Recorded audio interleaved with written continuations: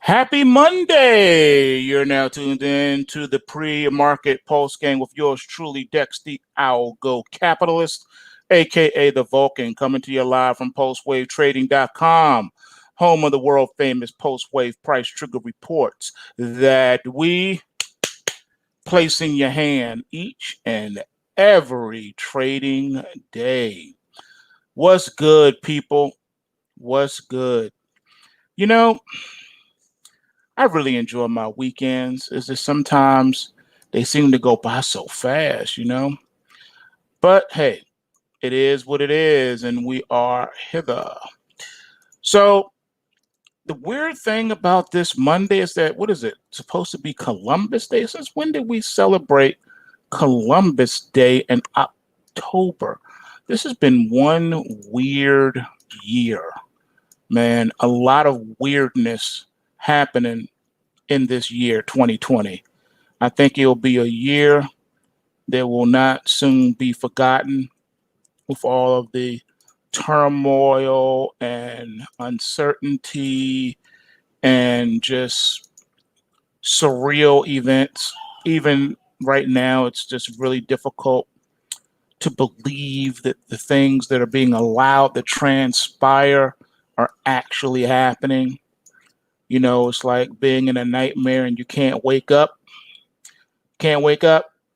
You're experiencing sleep paralysis when you think you've woken up, but you haven't woken up. You're still in the dream. Yeah, it's one of those situations. So welcome to Weird World, because this is where you've landed. Weird, weird world. All right, so let's take a look at what is happening in the wee hours that you may need to be made aware of. First and foremost, it is time to take a peek at the overnight markets. And so far, we got the Dow up 65 points at 28,583. NASDAQ 100 is on fire, up 201 points and a quarter at 11,927. E-mini S&P 500 up 24 and a quarter at 34.97 and a half, on its way to 3,500. And yes, it has hit 3,500. That is the high in the overnight market. Wow. We got the Russell My Hustle at 3.8 points at 1641 and a half. Nat gas is just on fire, up 17 cents, trading at $2.91. I told you it was going to go up to $3. It's on its way.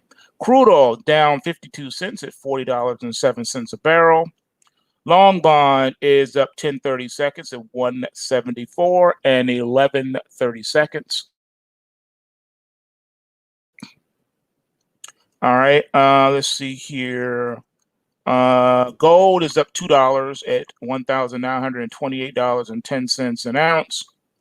Silver is up 4 cents at $25.15 an ounce, and the U.S. dollar index is up 4 pips at 93.10. And it is in a very tight trading range at the moment. We got the euro dollar down 18 at 118.23. Pound sterling is up 3 pips at 130.44. Australian dollar down 23 pips at 72.11. Canadian dollar is up 5 pips at 131.21. Euro yen down 51 pips at 124.41. Dollar yen down 26 pips at 105.36. And the Kiwi New Zealand dollar is down 24 pips at 66.48. Soybeans are now down 4 1/4 points at 10.61 1/4 after hitting an overnight high of 10.73.5. Beans are on fire. Corn up 1 1/2 points at 3.96.5. Got close to that $4 mark this morning. We got to 3.99 1/4 before pulling back to 3.96.5. Wheat is up 1/4 point at $5.94 after hitting $5.99, almost hit that $6 mark. And that is what we got going on as far as the world markets, all that stuff, yada, yada, yada. We got some news for you. Let's see here. We got, first and foremost, my news first. My news is first. Today, starts and kicks off Forex week here at PulseWave Trading. That's right. That is right. This is Forex week. So we're going to be having a webinar today and tomorrow with a special offer for new and upgrading members. And we're going to be going over some of the pairs that are going to be in the free report. So we have a lot of freebies and goodies that you're going to want to be a part of, and you can find out more about that at pulsewavetrading.com, who is also sponsoring the pre-market PulseWave reports. So be nice to our sponsor. You can go visit pulsewavetrading.com, learn how to break some bread with us, man. All right, so global stocks rise as hopes for a prompt U.S. fiscal stimulus revive the buy everything trade. Global stocks rose on Monday as investors largely pinned hopes on a new U.S. fiscal stimulus deal to get across the line.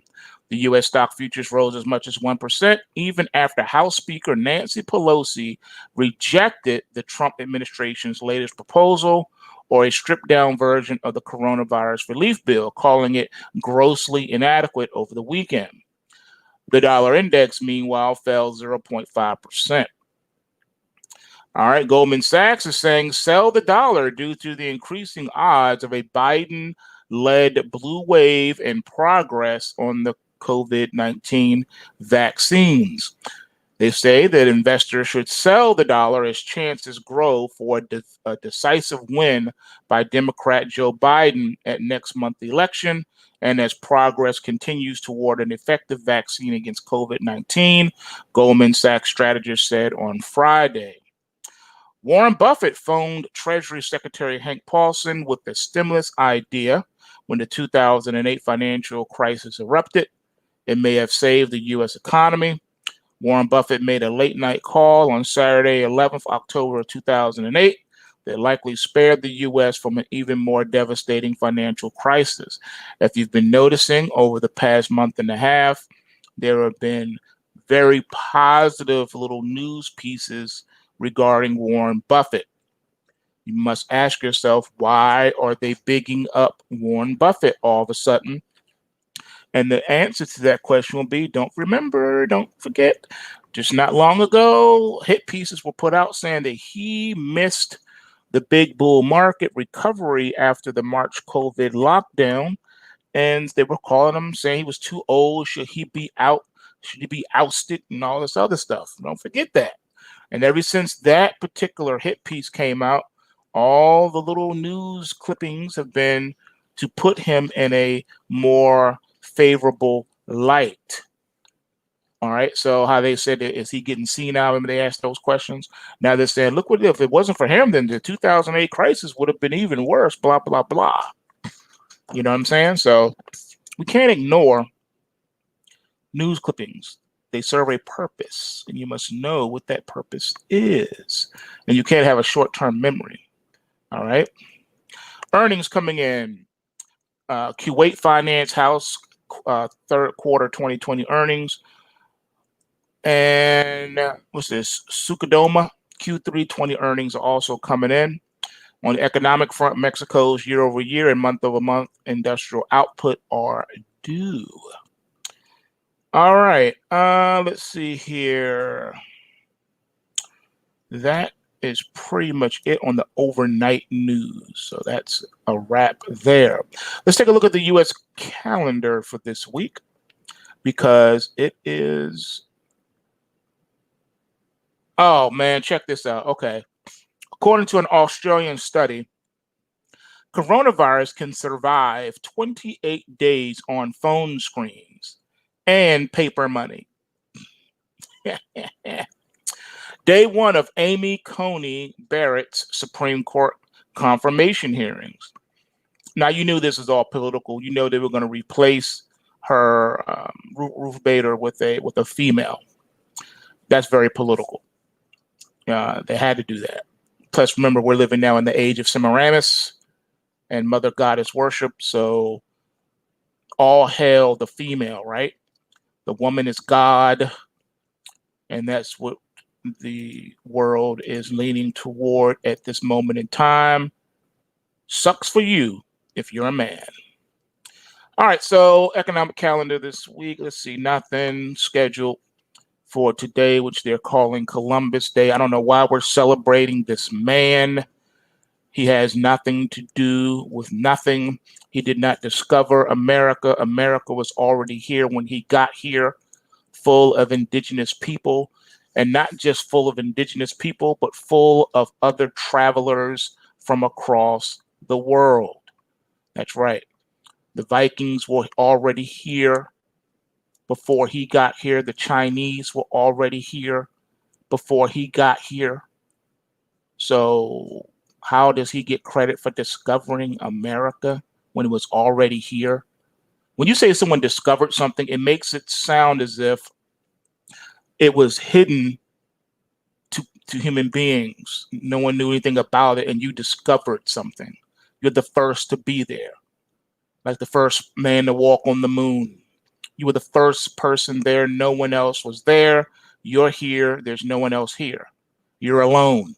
And then after word gets out and spreads, then other people come here and then they start and they come here and they discover it also. And they're like, okay. And then when enough people come over here, it gets populated. And now here we are, America. Wrong answer. So Columbus was not here. He was not the man that discovered this place. If you really want to do the knowledge and the science behind Christopher Columbus, I won't go into all of that this morning, but don't be lazy. Go ahead and research it on yourself. You'll find out the truth and how disgusting this whole Columbus Day thing is, and how disgusting Thanksgiving is, how we celebrate mass murder of indigenous peoples while we eat turkey, whatever. Oh yeah, I see you, Kyle. I did pull up what you asked me to on AUG, and they have not switched over the ticker yet. I pulled up the new ticker, and it's not even in the database yet. So they may change that over, but they haven't done so officially yet. So just wanted to let you know that. And then what up to everybody else in the live chat? What up, Jen? What up, Mick, Kyle, Zora, Fran? Smash that like button. You know what it is. All right, so tomorrow we got the Consumer Price Index and Core CPI. Wednesday, we got Producer Price Index. Thursday, Initial Jobless Claims, and the Philly Fed Index, and the Empire State Index, and the Import Price Index. And then on Friday, we got Retail Sales, Industrial Production Index, Capacity Utilization, Consumer Sentiment Index, and Business Inventory. So it's going to be a packed week with reports. So just something to think about as you go about your day. Also, if you missed, was it last week? I think it was last week. I did a webinar for our subscribers, and I posted it in the trading room. I don't know if Frank had a chance to add it to the dashboard, to the education tab or not. But if you missed it, you're going to want to go and log into your dashboard. It should be there. And it was a update on how to use the zero line indicator that has been added to the daily reports. The zero line is all of that because it has multiple purposes and it's designed to keep you on the straight and narrow. So that's something that you want to definitely take a look at if you missed that. All right, so some more market stuff. We got a few things to talk about. Did you know that Microsoft bought Bethesda Games, which is huge? And they're also, I saw something else. They were doing something else in addition to that. So Microsoft is making some big moves trying to take over the gaming industry, ladies and gentlemen. Not to mention, Microsoft is letting their employees work from home permanently. Yeah, that's right. That's right. And I don't know if you guys heard about this, but did you know that Robinhood was in the news again? And their users have been robbed. And during that process, they had no one to call. Remember, I warned you guys about using apps instead of traditional brokerages. Traditional brokerages are there for a purpose and a reason. All right. I don't even know how they allow Robinhood app to even come out like that, because each state has blue sky laws and the SEC has laws and rules, and they allow this app to function without having the other bells and whistles that every other brokerage firm has to have, and accounting rules and regulations. Banking and finance laws are a beast. All right, they are beastly, and there's a lot of things you have to do, and a lot of money you have to spend just to get set up to do business. And so, how they're allowed to get past that, I have no idea. How can you have a trading, a broker? How can you be a broker with no back office? Robinhood is allowed to function and exist without a back office. You have to be able to have a back office, because you're always going to have accounting issues. People want to talk about their account. They want to change something with their account. They want to update something with their account. How are they able to get past the know your customer rules? So you can just download the app, fund your account, and just start trading, huh? So you got traders trading who know nothing about the markets they're trading, or the risk parameters they're in, or the nuances. And then when they lose all their money, they go crying to the SEC saying, I didn't know that the markets could go down. I was told that they only go up. I lost all my money. I'm suing. Having a back office line that people can pick up and call is very important, because see, in the banking and finance industry, those calls can be recorded. There's just a lot of back office stuff that goes into that. And let me tell you, back office can be a nightmare if it's not run correctly, and it can make or break your business. If you got a whack back office, nothing you do matters, because you're going to have to give it all back to the SEC in the form of fines and penalties and fees. So why go through all that? Not to mention, how can you be a brokerage and not have a trading desk? Back office is necessary, because you got to have someone handling the accounts. People want to call and discuss their account. They want to do things with their account. And if you don't have the tools to do that, or they need to speak to someone and you don't have a phone number, that's a problem. That's one of the reasons why I never opened a brokerage. I didn't want to open a brokerage, because I knew the nightmare of the regulatory headaches that came with it. It's not a joke. All right. People go to jail messing with the SEC. All right. So look at Robinhood. Let's break down the facts. Fact one, they have no back office line for you to call to discuss your account. That's strike one. Strike two, they have no trading desk for you to pick up the phone and call. What happens if you are long Facebook stock and the Facebook stock is plummeting, and you don't have access to your Robinhood for whatever reason? Your phone battery died, you forgot to charge the phone, whatever, and you just so happen to be in a place where they had the TV turned on to Bloomberg or CNBC. Breaking news: Facebook stock is down 15%. What do? You can't do anything. You have no access to the app. But see, if you were with a traditional brokerage, you could easily pick up a phone, borrow someone else's phone if need be, call the trade desk and say, get me out of the market.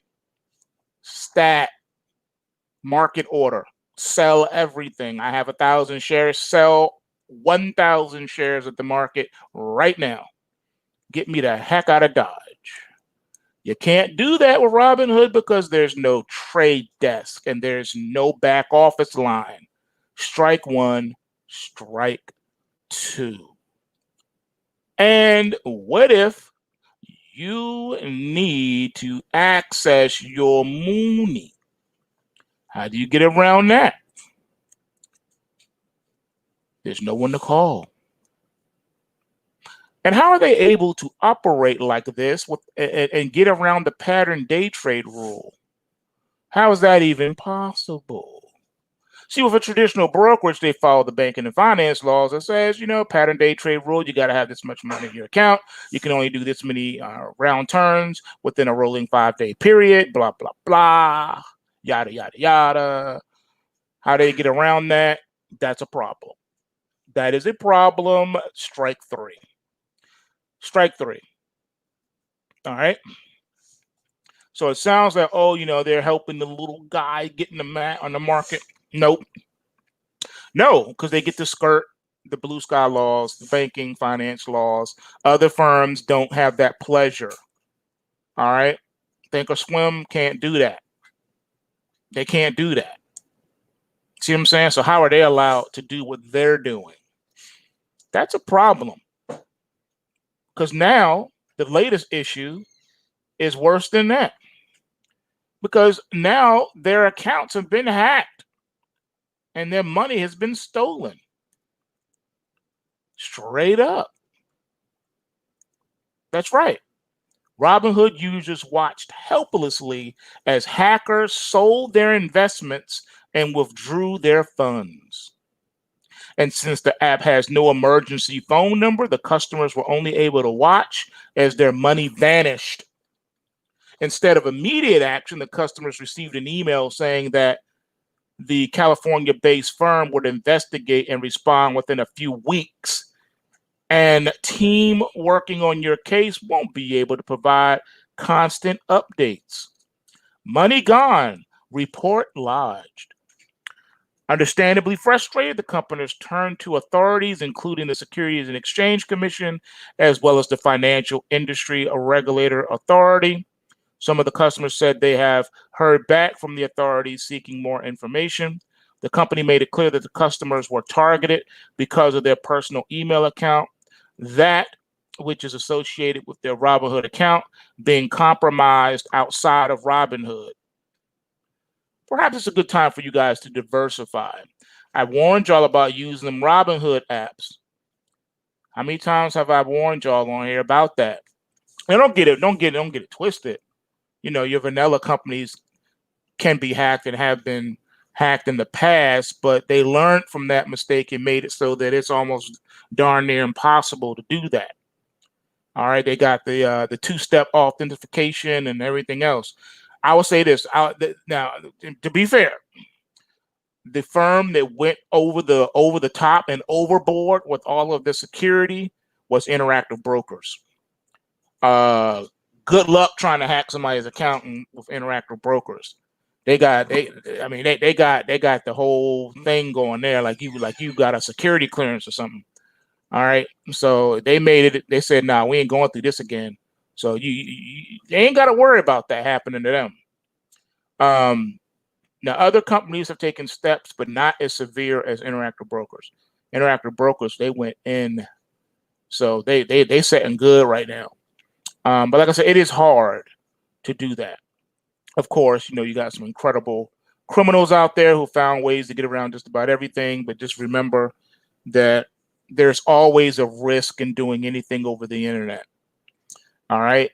The rise of internet trading has been an incredible phenomenon.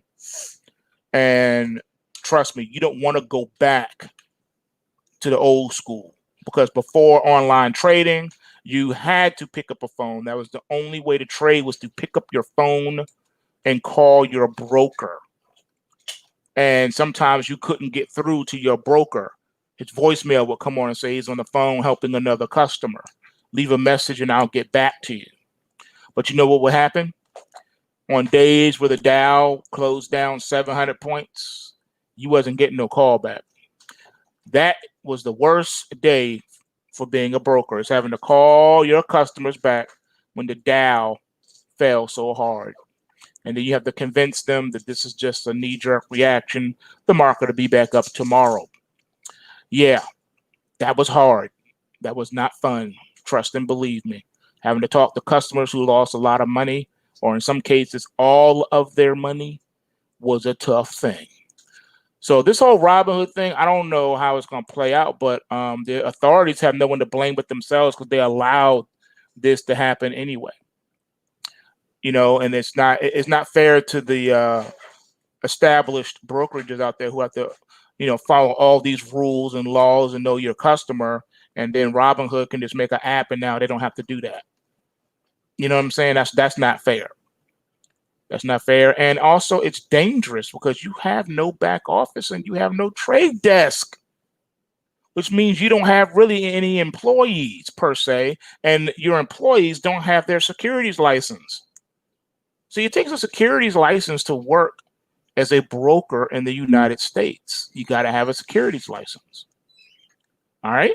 You got to have some kind of securities license, baby.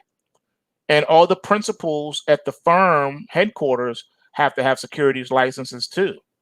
There's special securities licenses to be a principal. All right.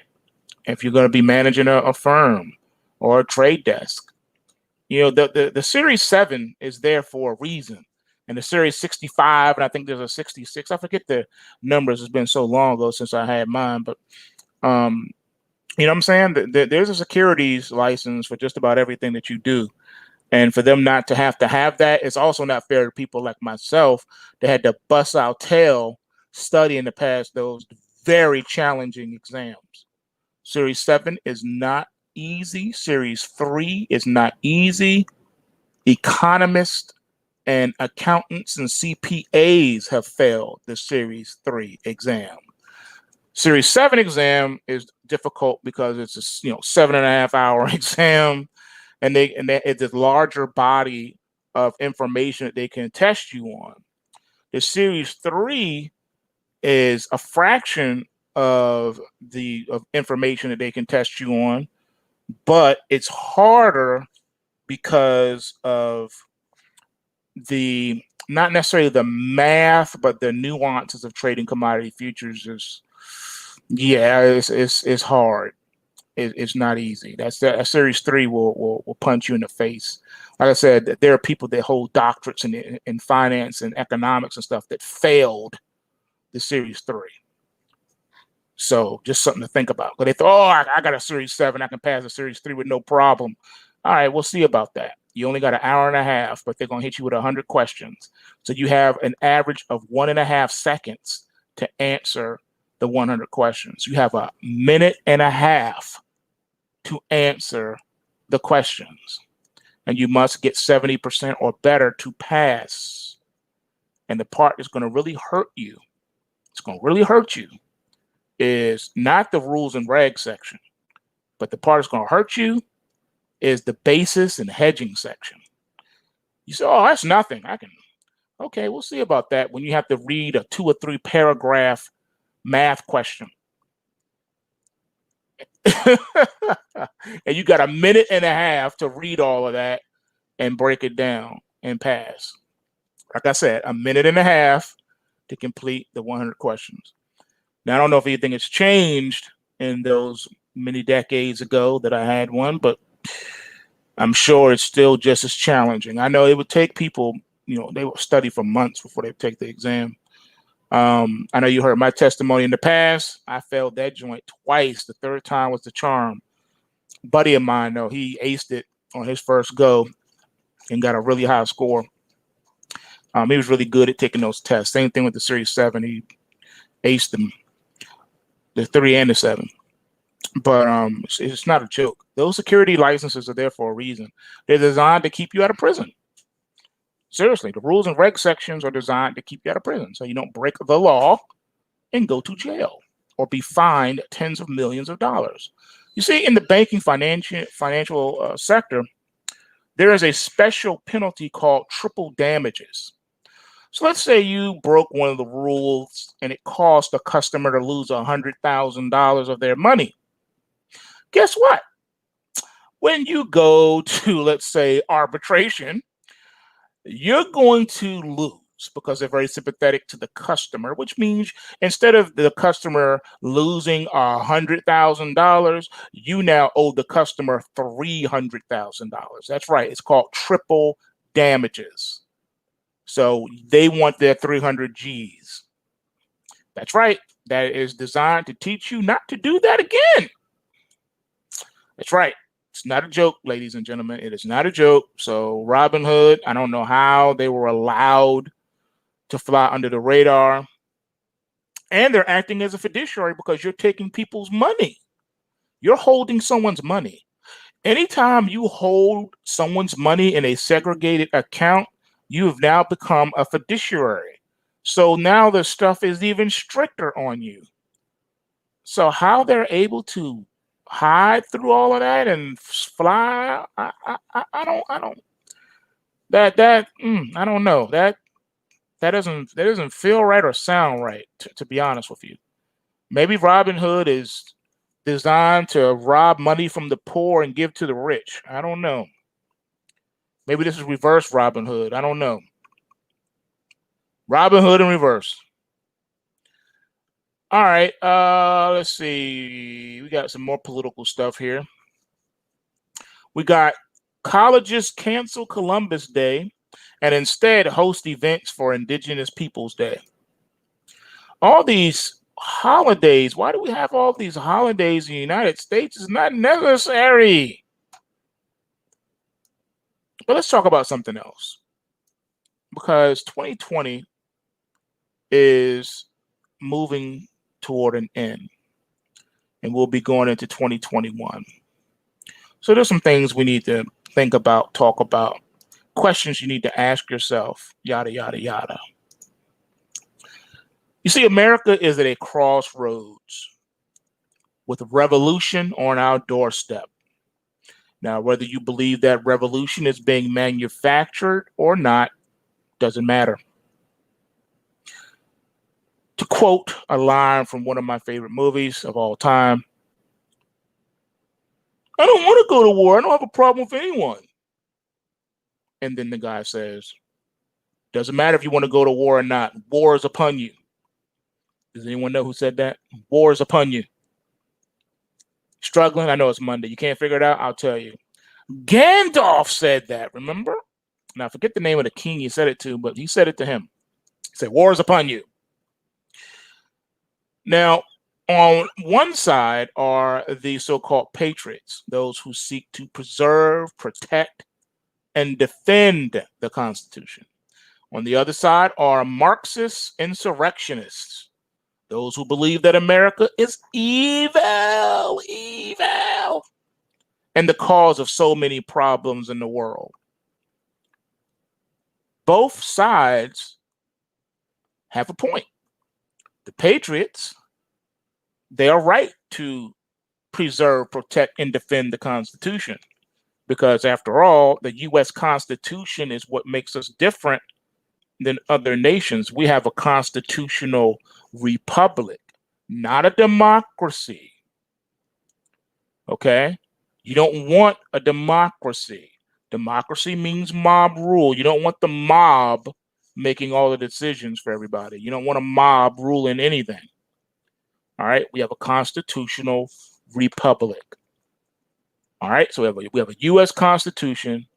We have a Bill of Rights that gives all unalienable rights to all citizenry of the United States. Right? Boom, bam. But then on the other hand, you're insurrectionists, your socialist, communist, Marxists also have a point. They say that America is evil, and the cause of so many problems in the world. So let's examine those claims for a second. Has America done evil?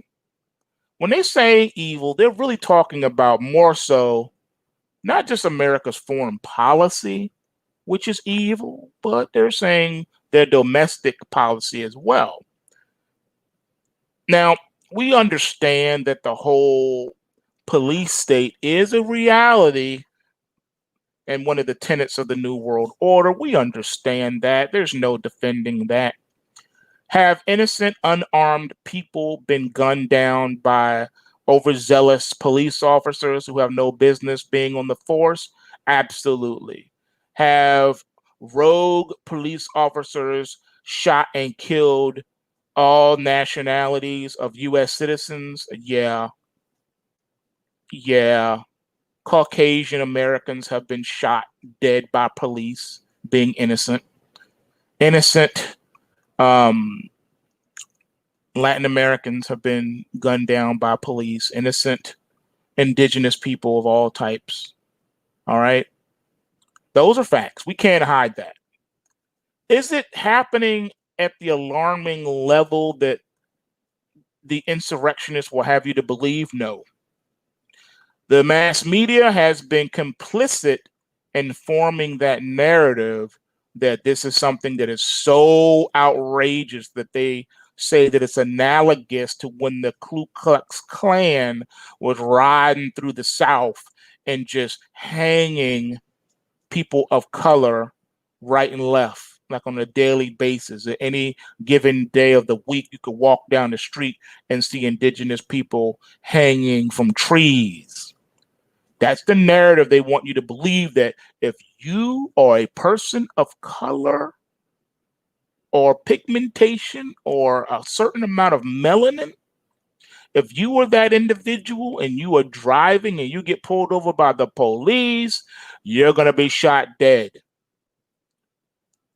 So is it happening on that type of a level? If that was the case, ladies and gentlemen, I would not be here talking to you today, because I have been pulled over by police numerous times, too many to remember and count. I've even had to go to traffic court a few times, but I never got shot, tased, or beaten. I have been pulled over by quote unquote white police, some who no doubt were racist. I've been pulled over by quote unquote black police. Some also appear to be racist. That's right. Black people can't be racist. That's not true. There are some quote unquote black people that hate being black and hate other black people. You know, being a jerk, no one can say they have cornered the market on being a jerk. All right. I will tell you straight up, some of the worst cop encounters I've had is with so-called black police officers. And no, he wasn't fronting or showing off for his buddy in the car, because he was alone and was not driving with a partner. Exactly. So think about that one. So nah. They both have a point. Now that's what happens on the homeland, but what about our foreign policy? How many sovereign countries has the American government toppled? How many insurrections has the government of the United States mastermind? How many elected officials has our government assassinated? How many regime changes has the U.S. instituted in foreign lands? Yeah, America has blood on its hands when it comes to foreign policy. That is for sure. So then where does that leave us? What do we do? Well, the Marxist friendly side is pulling for Joe Biden to be ushered into the White House. They don't call themselves Marxists, but as the saying goes, if it talks like a duck and walks like a duck, it's a duck. Yeah, that's right. You see, globalists don't care if there's bloodshed in America. Not at all. The left is wagging a scorched earth war against Trump. They're waging a war against him, and it's a scorched earth. They don't care. They say, we don't care what happens. Send the mob, destroy the cities, destroy America's already decrepit infrastructure. Do what you have to do to destabilize, because that's how much we need to win this election. Now, if you've been reading the tea leaves from the news lately, you may have already figured out what's coming at us in the next few months. If so, the following may simply affirm your observations, but I wanted to put this out there so everyone knows what to expect and therefore won't be surprised. Here are 7 predictions for how 2020 comes to an end. Prediction number 1. Trump will win the election in a landslide. I know the media is telling you the polls are tight. This is the same media that told you that Brexit was a guarantee in 2016. Even the so-called betting pools, they told you, nah, man, it's a gimme. And what happened? Exactly. But just look around. Trump rallies are packed, while Biden can't fill the bleachers at a high school football field. Trump supporters hold huge boat parades while we see none for Biden. Trump supporters hold freeway caravans around that country that take up all lanes of a freeway, while an attempted caravan for Biden in Las Vegas drew only 30 people. Just like in 2016, posters today are making it look like it's a close race. But remember, the mainstream media is part of the insurrection. Now, this is gaslighting. They're telling you something that runs directly opposite of what your own eyes are telling you, but they're expecting you to believe what they say. Prediction number 2. On the evening of November the 3rd, Joe Biden will not concede the election, even though the vote will clearly be for Trump. Hillary Clinton has publicly stated that Joe should not concede, so the seed has been planted in our minds to expect this. And because we're expecting it, we won't be shocked by it. Prediction number 3. Massive, and I do mean massive, mail voter fraud will create confusion, and the Marxists/Democrats will insist that every vote counts. They know Americans want to be fair, so Marxists will play on that. They will cry and wail and plead that every vote needs to be counted, so they'll ask for sympathy for voters who didn't follow confusing new election rules about how to cast their mail-in ballots. That will be their story, but many votes will be fraudulent. As they've demonstrated on America's streets, Marxists don't care about following laws, they care about power. Yep. Something to think about, guys and gals. This is within 30 days, less than 30 days away. That's right. We don't even have a full month away. We're right here. We're right here. This is happening now. This is happening now. Okay? Not now, but right now. Okay? Now, let's see here.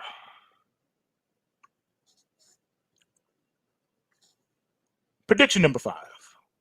No, I'm sorry. We're on 4. Prediction 4. Because of massive mail fraud ballots showing up late, election results will be delayed. The deceptive Mark Zuckerberg at Facebook and the clearly biased Jack Dorsey at Twitter have already announced they will flag any posts or tweets that claim a victory for Trump.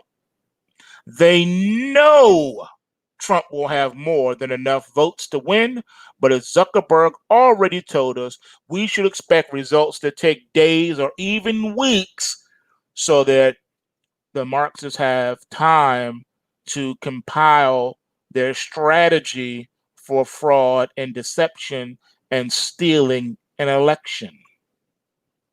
In other words, Facebook and Twitter are well aware of the planned mail-in voter fraud, and they're already providing cover for it. The planned vote count confusion will be dragged out as long as possible. The Marxist intention is to keep confusion swirling at least until December the 14th in hopes that the Electoral College won't be able to identify a winner. So expect ballots to keep showing up out of nowhere, ladies and gentlemen. This is a very intricate and elaborate plan by the communist. Don't forget it. Prediction number 5. If the Marxists cannot keep up the facade until December the 14th, some states will obfuscate the electoral process by choosing not to follow the rules laid out in the 12th Amendment. In fact, both may happen. Either way, by attempting to throw the Electoral College into confusion, Marxists again, i.e. the Democrats, will make a push for the Electoral College to be eliminated. Believe me when I say you don't want this. Students of the Constitution know that if the Electoral College is eliminated, the Republic will officially cease to exist. It will be gone. Prediction number 6. Expect Nancy Pelosi to be acting all patriotic and concerned about the Constitution during the chaos, but rest assured, it's a passive-aggressive act. She is among the Marxist vanguard in both houses of Congress, orchestrating the whole conspiracy. The whole entire mess fiasco is on her. You will also see some Marxist-friendly governors making a lot of noise. This is where they're going to pull out all the big guns, ladies and gentlemen. Prediction number 7.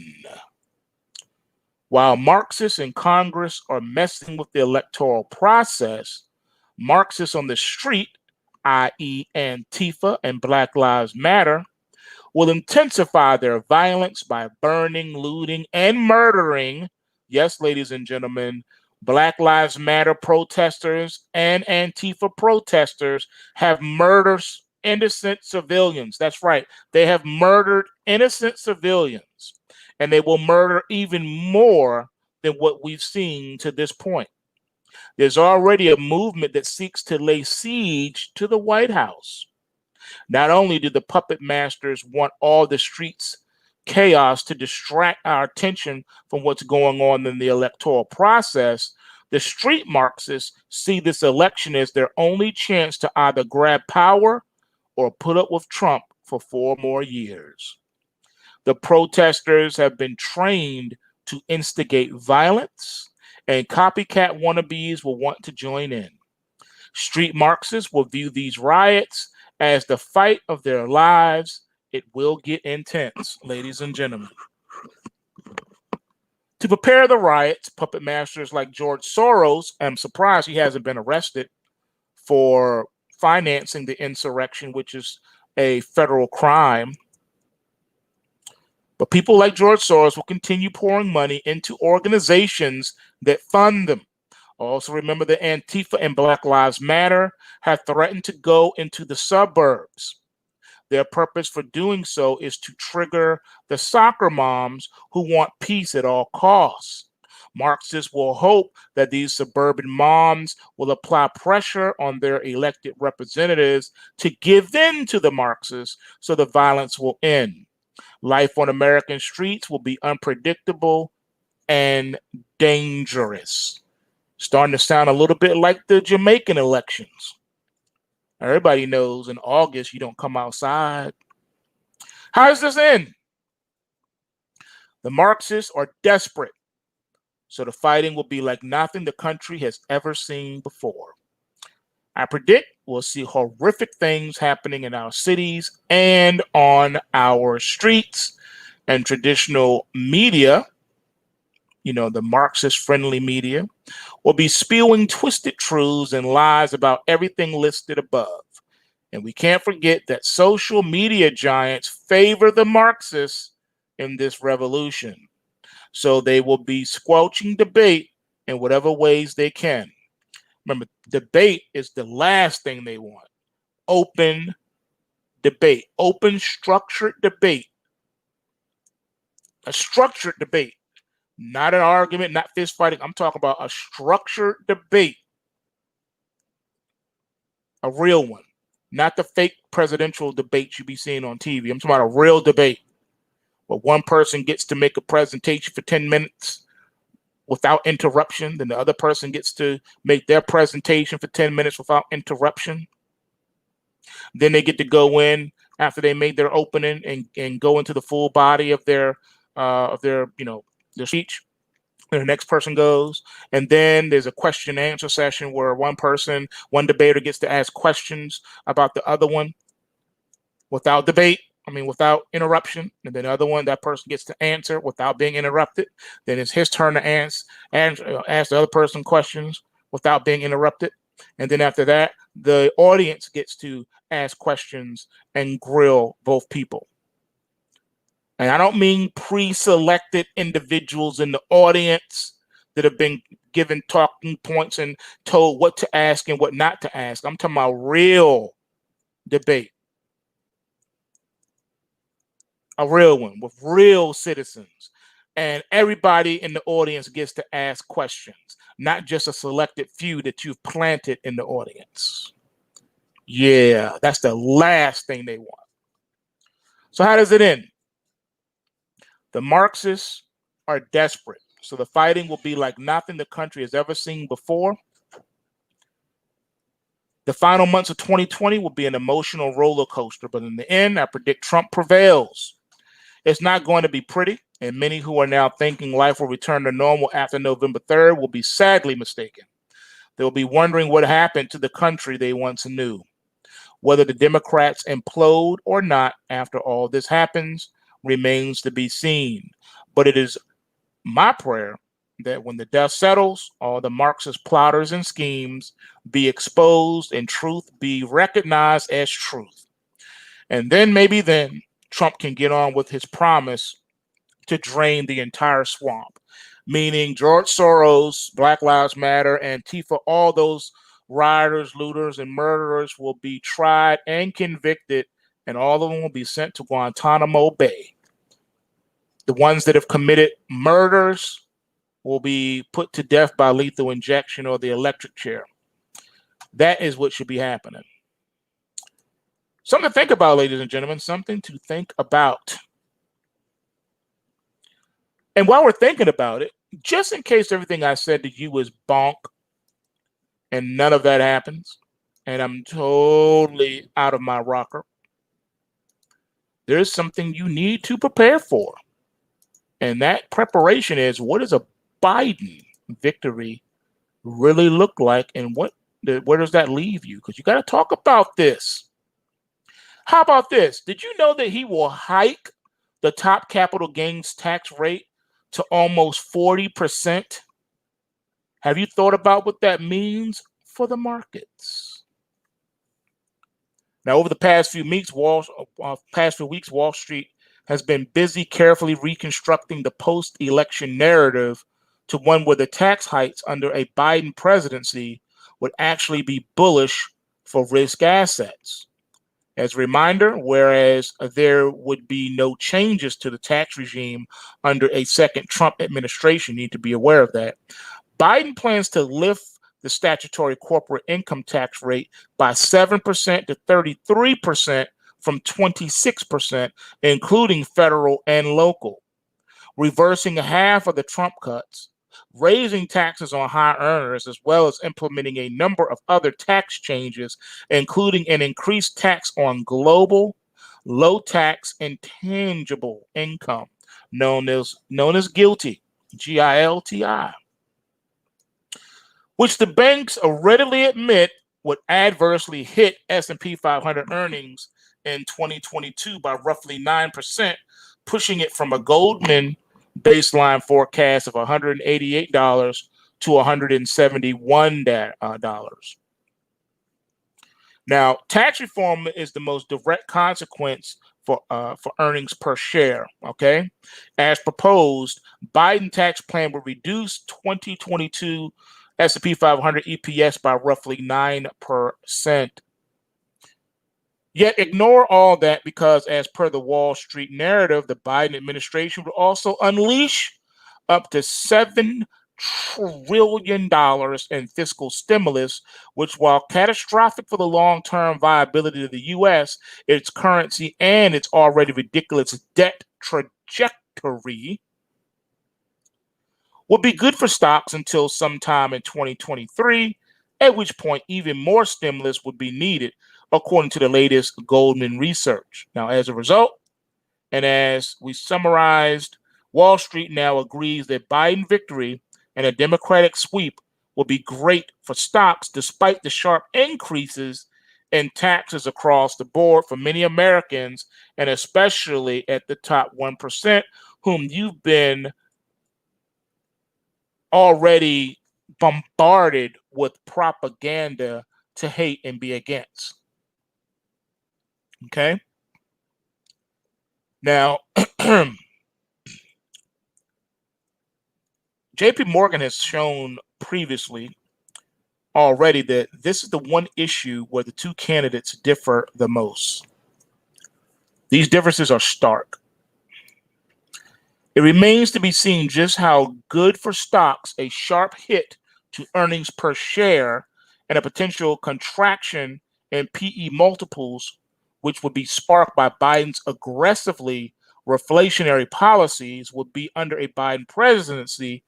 But one aspect of Biden's tax policies that has received very little coverage is his proposal to increase the maximum tax rate for long-term capital gains by a whopping 66% from 20% currently, 23.8% when accounting for the additional 3.8% ACA tax, to as high as 39.6% for those making over $1 million and for proceeds of a business sale over $1 million. Now, a summary of the changes to the U.S. tax code under a Biden administration is already available. You can Google that online and you'll see for yourself that dude is out of his mind. He wants to rob from you. He wants to steal your money. Now, currently, 20%. That's the highest capital gains rate where we are right now. If he gets elected, it's going to go from 20% to almost 40%. All right. Corporate income tax rate right now is at 21%. If he has his way, when he gets in office, it will go to 28%. Highest individual tax rate right now is 37%. Under him, it's going to be 39.6%, which is a 2.6% increase. Qualified business income deduction, partnerships, S corps, etc., 20%. Under his administration, that 20% will be phased out for income above $400,000. How about payroll tax? Capped at wage base of $137,700 is where we are right now. He will retain that current tax rate, but an additional 12.4% higher earner payroll tax for those earning above $400,000. It's really messed up, ladies and gentlemen. You got to open your eyes to what all this means and where they want to take things. Okay? All this is real, man. You really need to open your eyes to what's going on. Just think about this. Let it marinate. Think about where they want to take this country. Think about where we already are. All these things need to be considered. Like you really do. Another thing you need to think about too is, what other markets are going to be affected by all this. Okay. So let's talk about how these same people that want to take from the 1%, that money is going to go into their pockets. You're not going to see a dime of that money. And they're going to exempt themselves from these rules and regulations. Take, for instance, the cybersecurity firm CrowdStrike, which rose to global prominence in the mid-June 2016 when it publicly accused Russia of hacking the Democratic National Committee and stealing its data. Now, the previously unknown company's explosive allegation set off a seismic chain of events that engulfs the U.S. national politics to this day. The Hillary Clinton campaign seized on CrowdStrike's claim by accusing Russia of meddling in the election, to help Donald Trump. U.S. intelligence officials would soon also endorse CrowdStrike's allegation and pursue what amounted to a multi-year, all-consuming investigation of Russian interference and Trump's potential complicity. With the next presidential election now in its final weeks, the Democrats' national leader, House Speaker Nancy Pelosi, and her husband, Paul Pelosi, are endorsing the publicly traded firm in a different way. Recent financial disclosure filings show the couple have invested up to $1 million in CrowdStrike holdings. The Pelosi's purchased the stock at a share price of $129.25 a share on September the 3rd. At that time, the price has now risen to $142.97. Now, Drew Hamill, a spokesperson for Pelosi, said, quote, Speaker Pelosi is not involved in her husband's investments and was not aware of the investment until the required filing was made. Mr. Pelosi is a private investor and has investments in a number of publicly traded companies. The Speaker fully complies with House rules and the relevant statutory requirements, end quote.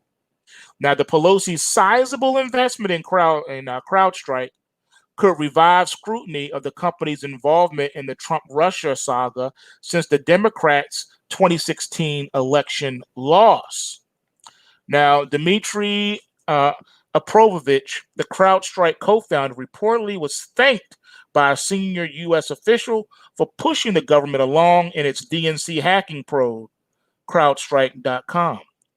After generating the hacking allegation against Russia in 2016, CrowdStrike played a critical role in the FBI's ensuing investigation of the DNC data theft. Now, CrowdStrike executives shared intelligence with the FBI on a consistent basis, making dozens of contacts in the investigation's early months. Now, according to Esquire, when U.S. intelligence officials first accused Russia of conducting malicious cyber activity in October of 2016, a senior U.S. government official personally alerted CrowdStrike co-founder Dmitry Aprovich and thanked him for pushing the government along. Now, the final reports of both special counsel Robert Mueller and the Senate Intelligence Committee cite CrowdStrike's forensics. The firm's centrality to Russiagate has drawn the ire of President Trump. Now, during the fateful July 2019 phone call that would later trigger impeachment proceedings, Trump asked Ukraine's Vladimir Zelensky to scrutinize CrowdStrike's role in the DNC server breach, suggesting that the company may have been involved in hiding the real perpetrators. So Pelosi's recent investment in CrowdStrike also adds a new partisan entanglement for a company with significant connections to Democratic Party and intelligence officials that drove Russiagate. DNC law firm Perkins Coie hired CrowdStrike to investigate the breach in late April 16. At the outset, Perkins attorney Michael Sussman personally informed CrowdStrike officials that Russia was suspected of breaching the server. By the time CrowdStrike went public with the Russian hacking allegations less than 2 months later, Perkins had recently hired Fusion GPS, the opposition research firm that produced discredited Steele dossier alleging a long-standing conspiracy between Trump and Russia. Now, Sean Henry, behind closed doors, the CrowdStrike president admitted under oath in December of 2017 that his firm did not have concrete evidence that Russia hackers actually stole any emails or other data from the DNC servers. There's circumstantial evidence, but no evidence that they were actually exfiltrated, CrowdStrike.com. So CrowdStrike president Sean Henry, who led the team that remediated the DNC breach and blamed Russia for the hacking, previously served as assistant director at the FBI under Robert Mueller. Since June 2015, Henry also worked as an analyst at MSNBC, the cable network that has promoted debunked Trump-Russia innuendo perhaps more than any other outlet.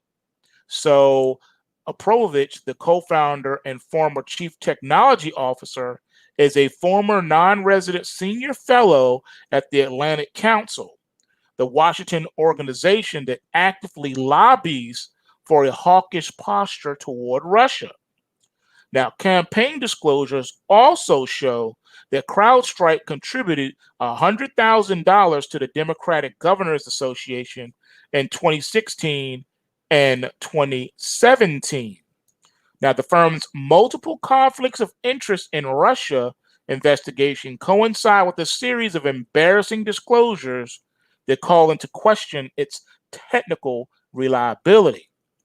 In early 2017, CrowdStrike was forced to retract its allegations that Russia had hacked Ukrainian military equipment with the same malware the firm claimed to have discovered inside the DNC server. Now, during the FBI's investigation of the DNC breach, CrowdStrike never provided direct access to the pilfered servers, rebuffing multiple requests that came from officials all the way up to the director, James Comey.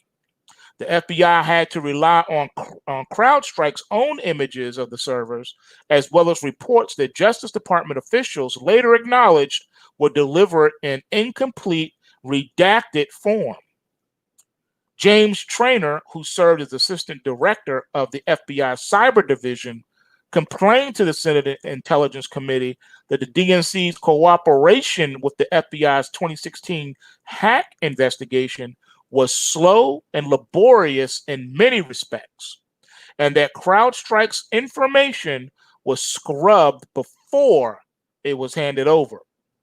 Now, Abramovich, the former CTO, has claimed that CrowdStrike installed its Falcon software to protect the DNC server on May the 5th of 2016.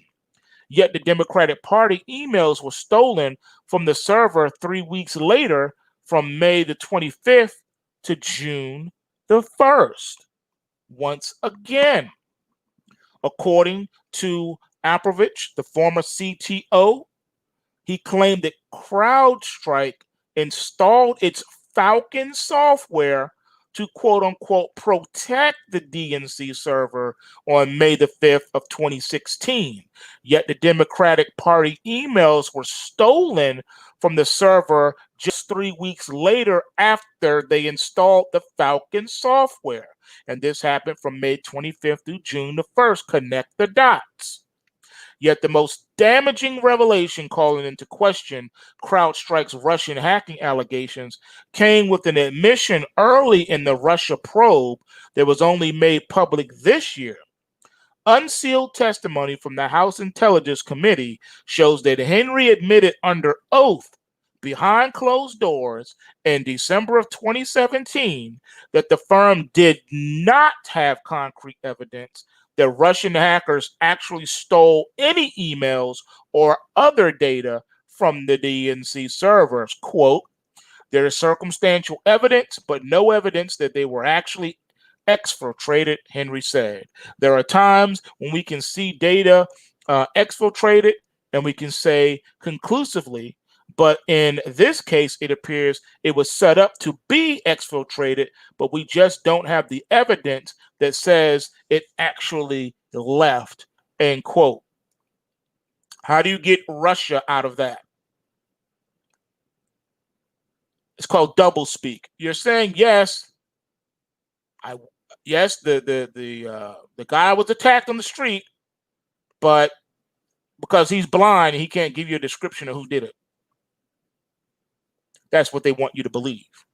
Now, the Henry testimony was among a trove of damning transcripts released by House Intelligence Committee Chairman Adam Schiff, excuse me, only after pressure from the then acting director of the Office of the Director of National Intelligence, Richard Greeno.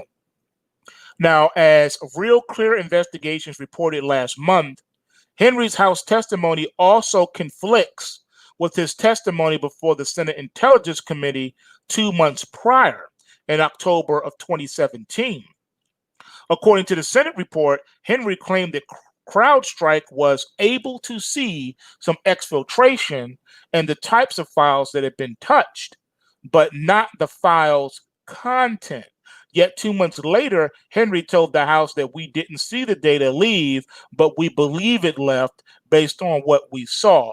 What happens when you give testimony under oath and then you give conflicting testimony thereafter?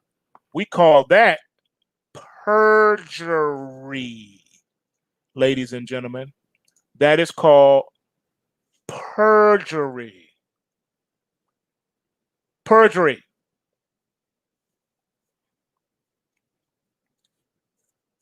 Adam Schiff CrowdStrike testimony was released by the House Intelligence Committee chairman only after pressure, not voluntarily, only after pressure,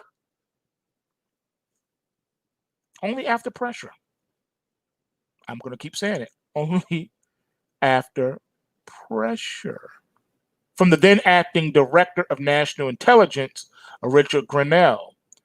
All right. Notably, Henry's acknowledgement to the House that CrowdStrike did not have evidence of exfiltration came only after he was interrupted and prodded by his attorneys to correct an initial answer.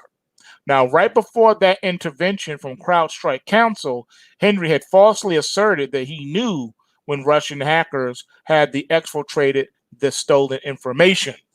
So that's what we call a lie or perjury. Adam Schiff, do you know the date in which the Russians exfiltrated the data from the DNC? Sean Henry, I do. I have to just think about it. I don't know. I mean, it's in our report that I think the committee has. Schiff, and to the best of your recollection, when would that have been? Henry, counsel just reminded me that as it relates to the DNC, we have indicators that data was exfiltrated. We do not have concrete evidence that data was exfiltrated from the DNC, but we have indicators that it was exfiltrated. That's called perjury. You just said yes, and now because of the prodding of your attorney sitting beside you, you said, "Oh, I retract that statement." So now we can't get the truth out you because no lies of the truth, ladies and gentlemen.